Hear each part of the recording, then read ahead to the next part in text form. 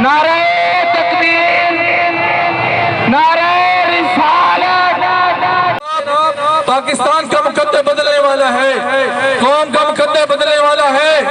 Pakistan मुहाफिज party doctor Salim Rao, हर जुबान पे फिर यही कलमा आएगा, पाकिस्तान का मतलब क्या, ला इलाहा इल्लल्लाह, कलमे की जमीन, कलमे का निजाम।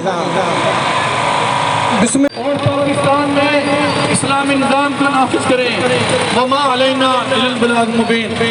पाकिस्तान का मतलब क्या, पाकिस्तान का मतलब क्या, मेरा तेरा रिश्ता क्या। प्लीज यार, प्लीज पाकिस्तान